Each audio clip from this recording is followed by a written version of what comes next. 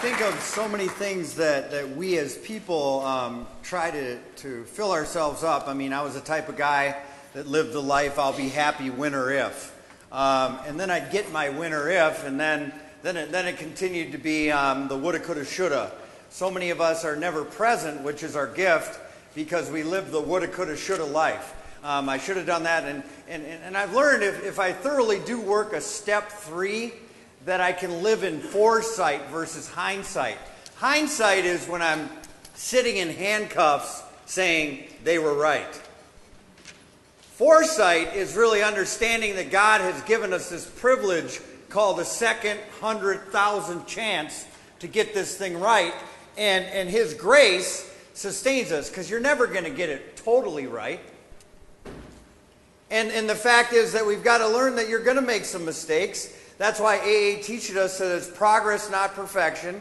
It's not the end of the world if you had a bad day. It's not the end of the world if somebody's not happy with you. It's not the end of the world if they didn't notice you. It's not the end of the world if they didn't have a celebration for you when you got off work because you went to work. Normal people go to work. Normal people get up for work. Normal people tell the truth. And stuff like that. So and I don't even know if I should use the word normal, because I don't know what normal is. But I mean, and that's what I hear a lot in the recovery circles. I just want to be normal. Why would you want to be normal? Why would you want to have some humdrum existence called life, going through life merely existing? That's what I love about the 12 steps. We're on the 11th step tonight, but I'm going to do a quick recap on the previous 10. I mean, the first step, as we all know, we admitted that we were powerless and that our lives had become unmanageable.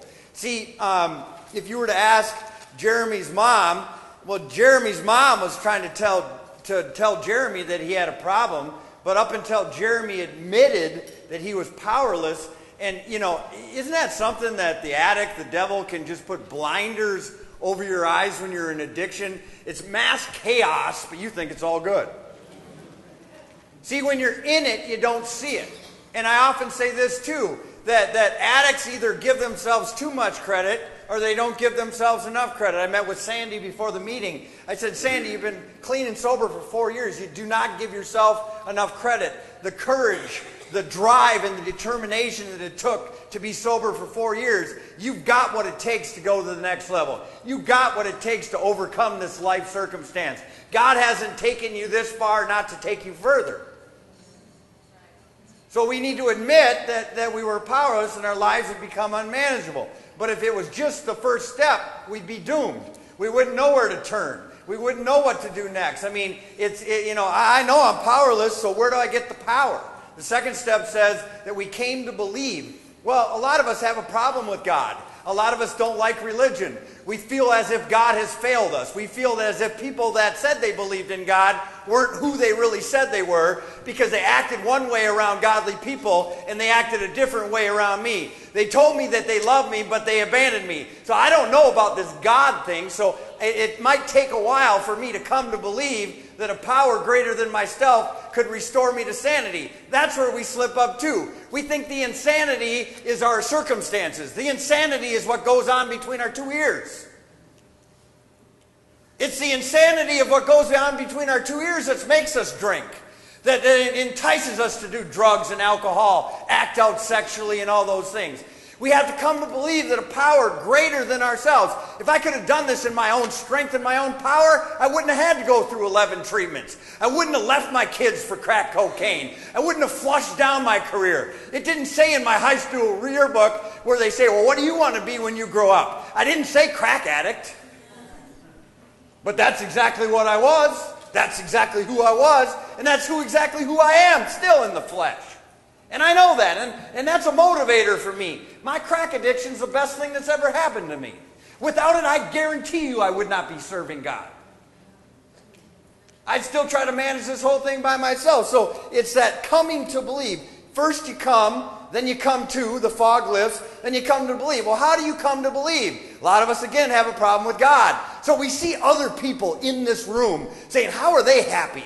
How are they smiling? How did Jeremy just get 3 years if he shot dope, smoked dope, snorted dope? That's just what I did, but how did he get 3 years? That's how we come to believe that a power greater than ourselves can restore us. Because pretty soon, if you hang around these rooms long enough, you'll know too much about him to doubt him. There's too much evidence here that this is real.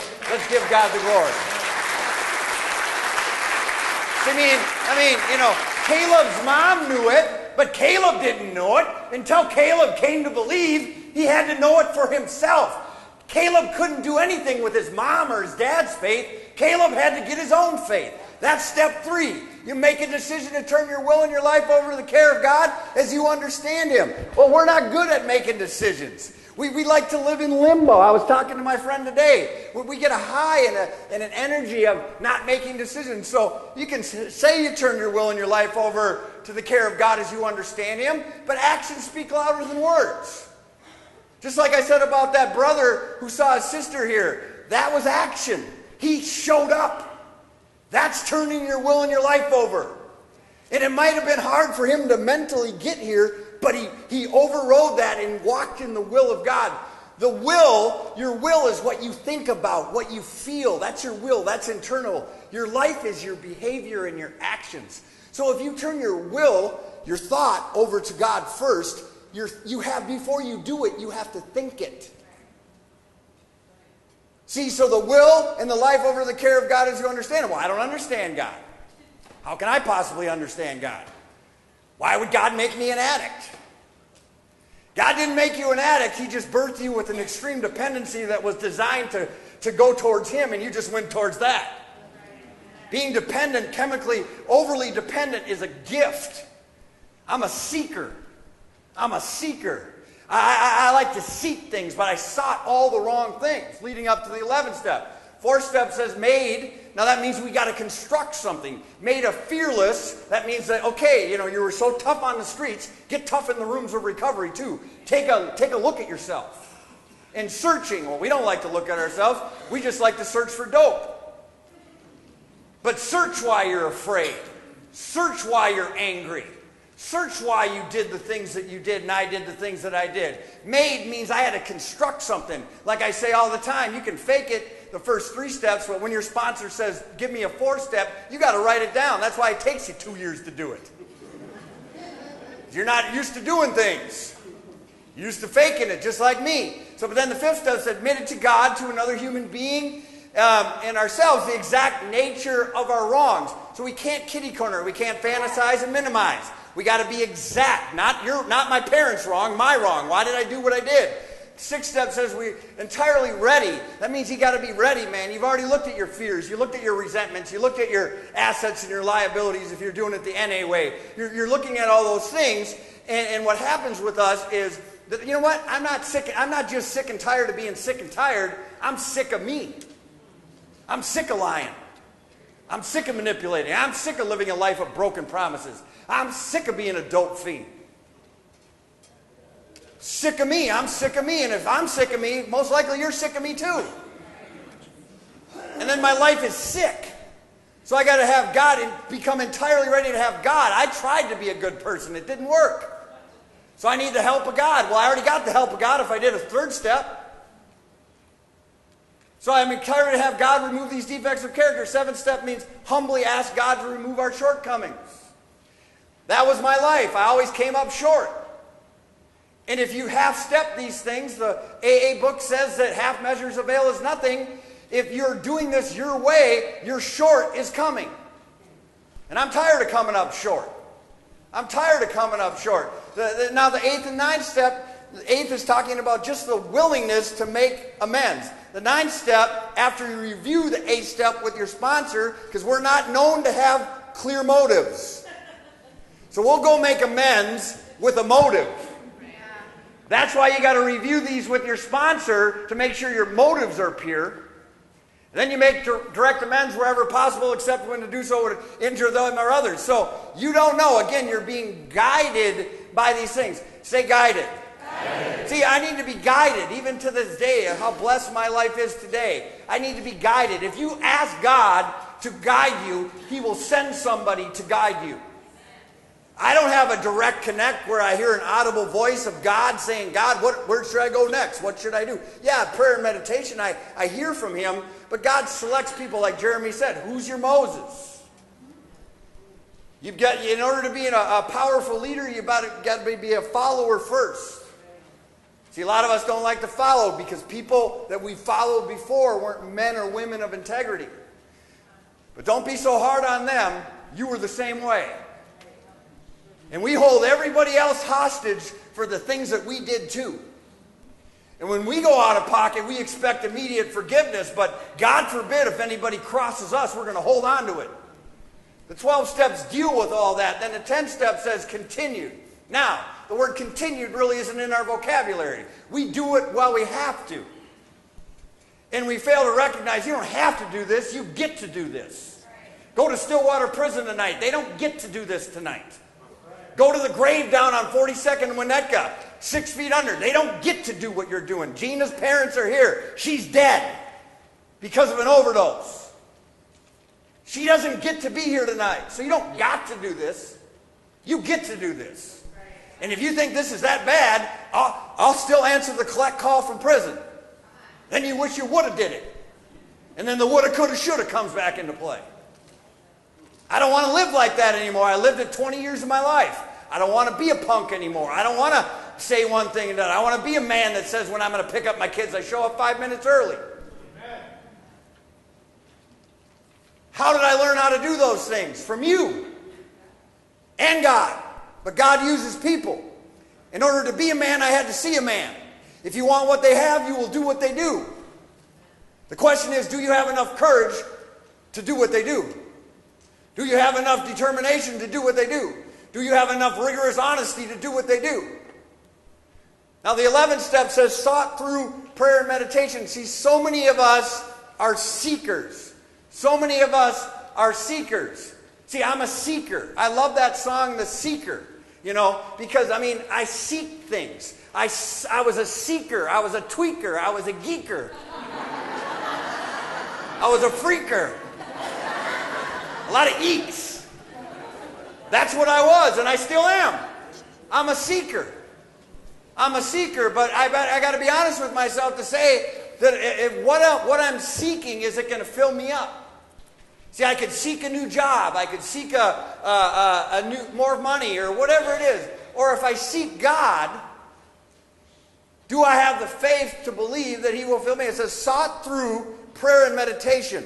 Now, to improve your conscious contact with God. So, a lot of times what happens to us is we quit seeking because by the time the 11th step, how many of you have really never worked the steps in order and thoroughly? Raise your hands. Be honest. That's why we relapse. And even if you have 20 years clean, you could be dry. See, sought through prayer and meditation. Now it teaches us how to seek. The 11th step says sought, and then, okay, what am I supposed to seek? Through, say through. Prayer and meditation. Isn't it something that we can have a clear channel to God from prison? We're in the cop car, in the courtroom, we're like really paying attention to him. See, we need to do that now too. Can you imagine what your life would look like if you never stopped praying? If you never stop meditating, I looked it up in the Webster's today, it's a quiet time to hear from God. And everybody meditates different. Everybody meditates differently. But it says sought through prayer and meditation to improve. That means that, you know what? Your goal, your objective, your drive should be to continuously improve with your conscious contact with God. The word conscious means that you need to be aware of it. You need to be proactive. You need to be intentional about this. If you're not, we can backslide without even knowing it. To improve our conscious contact with God. Now, it says, now, that consciousness contact that we have with God should be a lot clearer now if we've worked the previous 10 steps. Because we've looked at our resentments. We've looked at our fears. We've looked at our character defects. We've asked him to remove them in our shortcomings. We cleaned our side of the street through amends. And now we're not as polluted as we once were. So when this resentment comes back, I promptly admit it. Because I don't want to be part of that resentment. You can't live a life and not deal with anger or fear. That's called life. But when it comes upon you, because God removed it, you'll know that I don't want to feel this way. So sought through prayer and meditation, okay, now I got a clearer channel to God. How can God talk to you when you're always confused?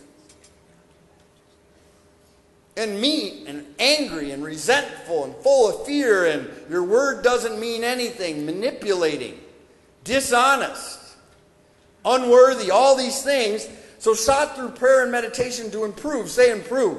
Improve. So many of us come to a program like Serenity Village, get what we needed, and leave. We're not interested in improving. We're just interested in getting back what we lost. And let me be the first one to tell you, if it was that important, you wouldn't have left it. I love what I saw today, and this isn't just addicts, but this is people in general. And I'm going to read this twice. Some people aren't loyal to you. They are loyal to their need of you. Once their needs change, so does their loyalty. Where a lot of people have failed miserably in 12 years, they think that this is just a stop in the road when God sends them here. They fail to recognize that God brought them here to serve here. That everything here is for them. God will not change his mind. So, you can't say you're loyal until you prove that you're loyal. And now it says to improve our conscious contact with God. I've never met an individual that has better conscious contact with God than my wife. Every morning she wakes up. Every morning. I don't do it. Every morning she wakes up, she rolls right onto her knees, just like when she was in treatment. Just like when she was incarcerated. Monica was incarcerated?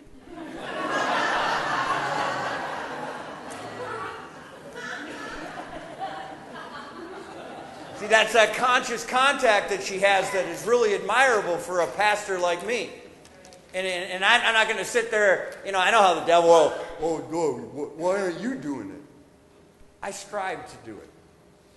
That's all. I'm striving to do it. And as long as I'm striving and making an effort to do it, God will honor it. But it says, praying only for the knowledge of his will. Now remember in the third step that you turned your will in your life over to the care of God as you understood him. Now the 11th step is saying praying only for the knowledge of his will. By now, we should have enough faith to know that God's got our back. That God's plans for us are better than even our own plans. By now, we should know that all I really need to pray for is his will and the power to carry that out. Now, if you're in the will of God, you do not have enough power in your human existence to carry it out. Why? Because you're dealing with your flesh and you're dealing with the devil. The devil doesn't like it when you're in the will of God. Because within the will of God is everything you ever dreamed for. The Creator being God, now you're in his will for the reason why he created you, and everything that you ever wanted or dreamed for is within his will. Well, I don't understand his will. Well, you heard it said tonight. John Flaga said it to Jeremy. Now, how do I remember all this stuff? I have no idea. I've smoked a lot of crack, and I've done a lot of acid. But God told me years ago, your brain's fried, but I'm going to bring it back. John Flaga told him that all Jeremy does is the next right thing. That's the will of God. It's that simple, it's complicated. They teach us in the rooms. It's a simple program for complicated people. I'm going to skip down for the sake of time to go right to NA. It works how and why. It says, and please read the 12 and 12 later. That you'll show yourself how diligent you are. It says, throughout our recovery, one of the things which stands out as a result of working the steps is our success in building relationships with God, a relationship with God of our understanding. See, your relationship with God is your most important relationship. Before boo or What do you call her?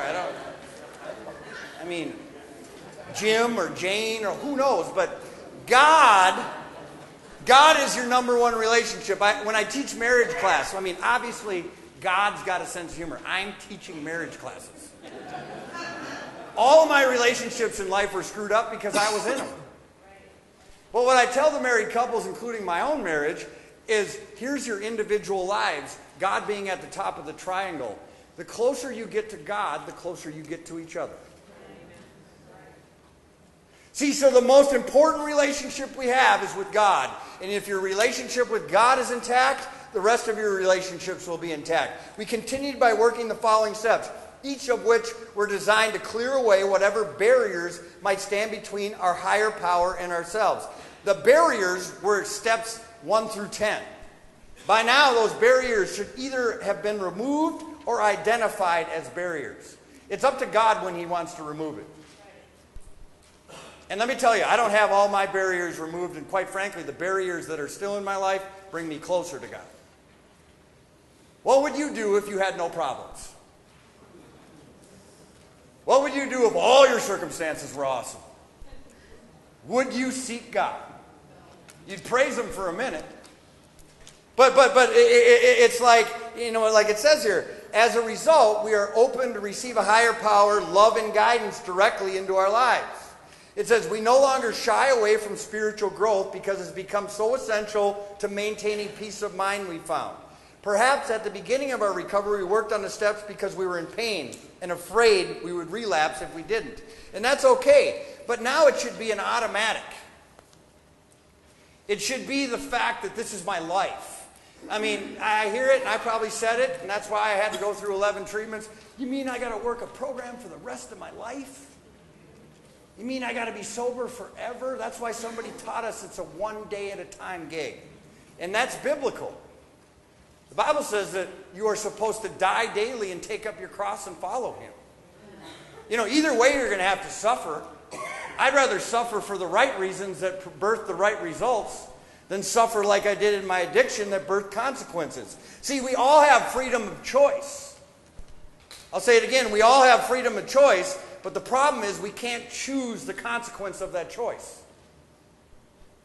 When you went out and got high, and there was a multiple choice exam of 20. Okay, I'm going to go get high, and I'll take number 2, number 6, number 14 consequences. That's it. That's not how it works. It doesn't work that way. So we've got to understand that either way we got to suffer. Say suffer. It says consists of the things we most value. Check this out. It says our personal preference, because we learn God's will for us, consists of very things we most value. At this point of our recovery, we realize that God knows best. That the creator of you as a human being, He knows what you need. God's will for us becomes our own true will for ourselves. See, my will is His will today, to the best of my ability. I fail miserably, but it's still my goal. My goal is to operate in His will because I've been around long enough to see that it works. And now it says, as it's talking about too, within this, is that so many of us, going back to the NA, it works how and why, we should remember that step 11 asks us to pray only for the knowledge of God's will and the power to carry that out. Through the temptation to pray for a particular result may be great, we must resist the urge to do so if we want to experience the rewards of the 11th step. Well, why would you get reward? God, I need a new car. And let's say I get a new car. But the reward of only praying for God's will is this, that you actually trust Him. Have you ever been in a relationship with another human being that knew that you trusted them? How awesome that relationship was? See, can you imagine your relationship with God if you really trusted Him? How you would really feel. Through the temptation to pray for particular things, we all do it. Praying for specific solutions to specific problems is not the answer. Practicing the 11th step involves daily discipline of prayer and meditation, like I said with my wife. I have not, since we've been married, every morning I've seen it. Even when we're out of town, I see it. This discipline reinforces our commitment to recovery. to living a new way of life and developing further our relationship with God. For those who know me, I'm a Grateful Dead fan. I'm a Deadhead. I love the Grateful Dead. That doesn't mean I'm not a Christian. It doesn't mean I'm not a pastor. I mean, I can pull out spirituality from Snoop Dogg. It just all depends if you're looking for it. You always find what you're looking for, going back to the seeker. But the Grateful Dead, after Garcia died and a couple years back, started a band called Further. And now I get what that means. They wanted to take their music further. See, I want to take my relationship with God further. I want to take my recovery and my freedom further. There are no limitations with God. And it says further the relationship with our higher power. Through daily practice, we begin to glimpse of the limitless freedom we can be afforded through God's love. NA basic text. Many of us really begin to appreciate our recovery when we get to the 11th step. In the 11th step, our lives take on a deeper meaning. See, I mean, my life means something today. And it doesn't mean what it says on my business card. My life doesn't mean anything different because what I drive or what I got in my bank account. My life has meaning because what I do for other people. Your legacy is not what you took from this planet, it's what you gave to this planet. Your legacy is going to be what you contributed. If you're a consumer and it's just all about you, you will never experience fulfillment. So I begin to appreciate a deeper meaning. There's a deeper meaning why God saved me from my addiction. It wasn't just to get sober. It's deeper than that. And I'm starting to walk that out as a pastor. Not that everybody should be a pastor. Quite frankly, I wouldn't suggest being a pastor. But there was a deeper meaning than just pulling that pipe out of my mouth. There was a deeper meaning than just getting my family back. And that meaning has not even started to develop yet. Let me assure you, if you hang around this community, you are going to see things that you have never seen before. Quite frankly, the fact that God would even trust knuckleheads like this, like me, with this, is a miracle. I got a call from one of the city inspectors of the city of Crystal. She was amazed on this building and what she hears, and she knows some of the addiction background from certain things that, not in her life, but people that she loves. And people are just amazed. I'm amazed that a fellow deadhead, heroin addict, junkie, crack addict, not even a faithful father, ran from his family, went overseas, hiding, is now responsible for 100,000 sandwiches given to the homeless people in Minneapolis.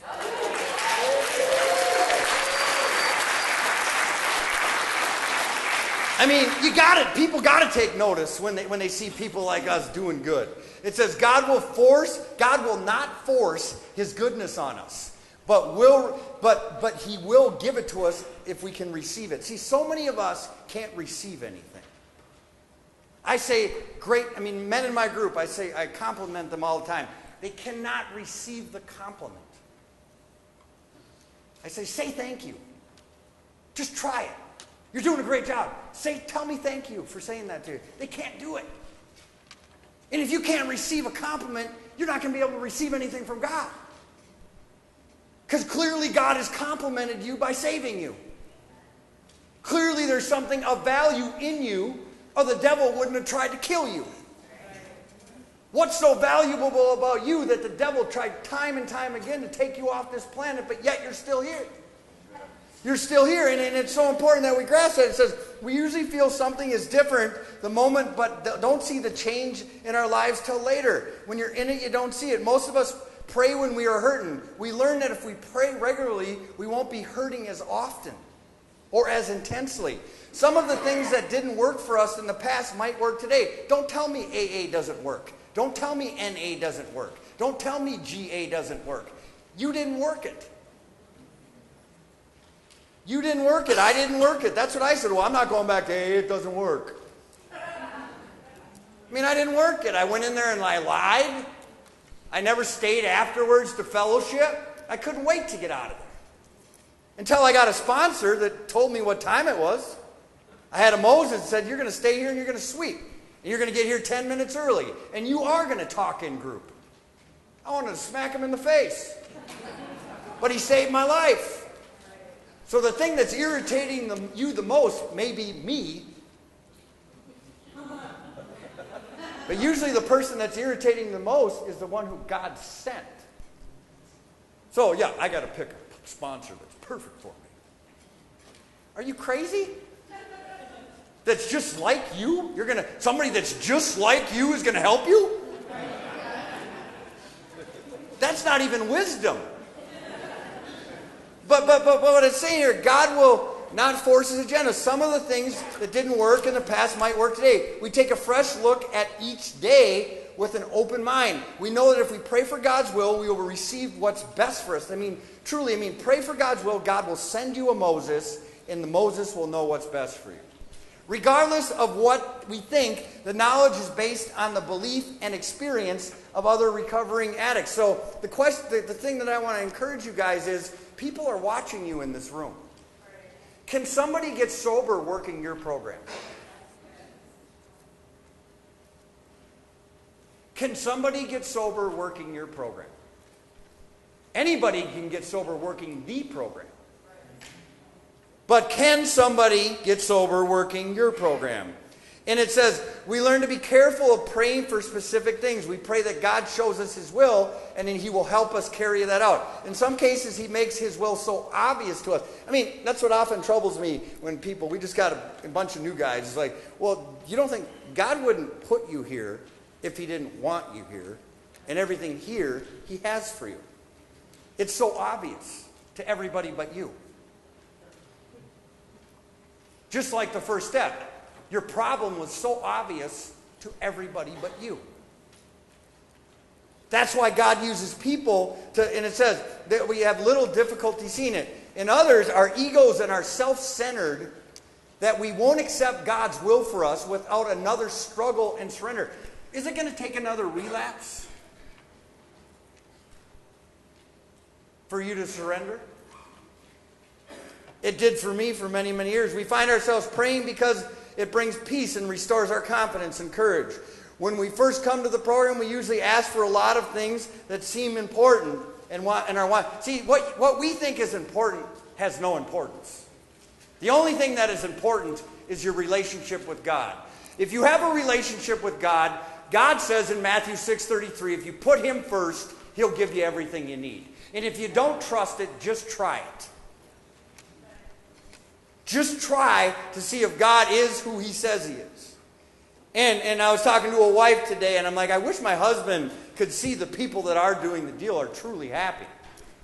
But we're so misguided and mistrusting, like, well, that ain't real. Sarah's not really happy. There's something going on there. I got to take a closer look on her. Well, I'll leave that alone, but praise the Lord. But what it says now, it says, we are able to set aside some of our personal preference because we learn that God's will for us consists of things that we most value. And I talked about that earlier. It says, we know that whatever the day brings, God has given us what we need for our spiritual well-being. It is right for us to admit powerlessness because God is powerful enough to help us stay clean, to enjoy spiritual progress. God is helping us to get our house in order. It's one thing to get your house in order. It's another thing to keep your house in order. See, I knew how to get my house in order, but I didn't know how to keep it in order. I knew how to get sober, but I didn't know how to stay sober. Staying sober is just as more difficult than getting sober. We are thankful for this step because we begin to get what's best for us. Sometimes we prayed for our wants and got trapped in once we got them. Aren't you grateful for unanswered prayers? Can you imagine how chaotic your life would be today if every one of your prayers were answered? And then we get what we think we want and it isn't what we thought it was. And then we're stressed out. And then what we thought was a blessing turns into a burden. And then we got to cut back on our meetings. We got to cut back on our prayer and meditation. We begin to pray only for God's will for us, the way we are getting only what we are capable of handling. Again, sponsorship, mentorship. Do you even know what you can handle? God does. We are able to respond to it and handle it because God helps prepare us for it. In an attitude of surrender and humility, we approach this step again and again to receive the gift of knowledge and strength from the God of our understanding. Without this step, it is unlikely we could experience the spiritual awakening, practice the principles in our lives, and carry a sufficient message that attracts others to recovery. There is a spiritual principle giving away. There's a spiritual principle of giving away what we have. Are you willing to give what you have? Or have you just worked so hard for it that you're not going to give it up? What you have isn't yours. What you have is God's. You can't keep what you have unless you give it away. And if you're holding on to what you have, your hands are closed because you ain't going to give it away. God can't get anything more to you. And trust me, what He's trying to get to you is better than what you have. You need to understand how God works. You won't let go of what you have. You won't let go of your $10 because it's all you got. You need a pack of cigarettes on Friday. You never know if you release what you have, what God can get to you. And it's so important to grasp that. And it says there's a spiritual principle of giving away what we have, given to Narcotics Anonymous in order to keep it. As we close, it says, and so many of us ask, what's the will of God for our lives? 1 Thessalonians tells you that. It says, rejoice always. Are you grateful like that gentleman told me he was when I hugged him today? Your attitude determines your altitude. If you did dope like I did dope, you should be the most grateful person on the planet. I am not sitting here under the influence. I didn't have a crack pipe in my mouth today. I didn't have to take a drink to take the edge off. I am grateful. I'm grateful.